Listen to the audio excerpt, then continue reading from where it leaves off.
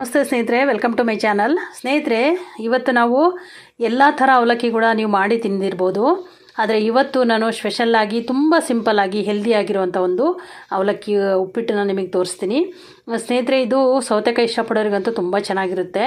ಮತ್ತು ಇದು ಲೈಟಾಗಿ ಏನಾದ್ರು ಬೇಕು ಡಿನ್ನರಲ್ಲಿ, ಹೆವಿ ತಿಂದುಬಿಟ್ಟಿದ್ದೀನಿ ಇವತ್ತು ಅಂತ ಹೇಳೋರಿಗೂ ಕೂಡ ಇದು ಈಸಿಯಾಗಿ ಮಾಡ್ಕೋಬೋದು. ಹಾಗೆ ಒಬ್ಬೊಬ್ಬರೇ ಇದ್ದಾಗ ಏನಪ್ಪ ಮಾಡಲಿ ಅನ್ನೋರು ಕೂಡ ಇದನ್ನು ಮಾಡ್ಕೊಳ್ಬೋದು. ಮತ್ತು ಡಯಟ್ ಮಾಡೋರಿಗೂ ಕೂಡ ತುಂಬ ಚೆನ್ನಾಗಿರುತ್ತೆ.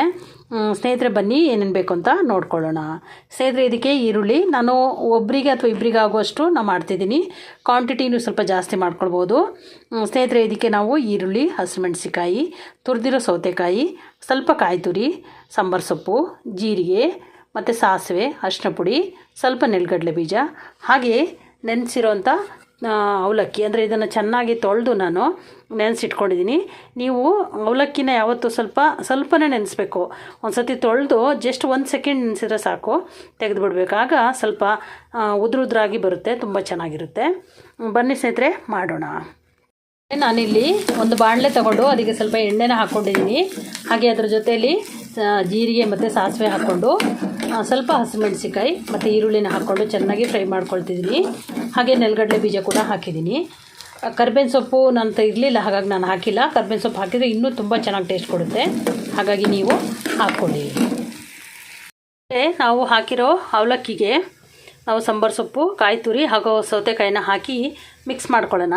ಹಾಗೆ ಇದರಲ್ಲಿ ನಾನು ಹೇಳೋದು ಮರ್ತೋದೆ, ಇದಕ್ಕೆ ಸ್ವಲ್ಪ ಲಿಂಬೆಹಣ್ಣು ಕೂಡ ನಾವು ಹಿಂಡ್ಕೊಳ್ಳೋಣ. ಹೀಗೆ ಹಿಂಡ್ಕೊಂಡು ಮಿಕ್ಸ್ ಮಾಡ್ಕೊಳ್ಳೋಣ. ನೋಡಿ, ಈ ಥರ ಮಿಕ್ಸ್ ಮಾಡಿಕೊಂಡು ಇದರಲ್ಲಿ ಸ್ವಲ್ಪ ಉಪ್ಪನ್ನು ಕೂಡ ಬೇರಿಸಿ ಚೆನ್ನಾಗಿ ಮಿಕ್ಸ್ ಮಾಡ್ಕೊಳ್ಳೋಣ. ಇದಕ್ಕೆ ಸ್ವಲ್ಪ ಅರಿಶಿನ ಪುಡಿ ಹಾಕಿ ನೋಡಿ, ಚೆನ್ನಾಗಿ ಬೆಂದಿದೆ. ಈಗ ನಾವು ಮಿಕ್ಸ್ ಮಾಡಿರುವಂಥದ್ದು ಇದರಲ್ಲಿ ಹಾಕಿ ಬೆರೆಸೋಣ.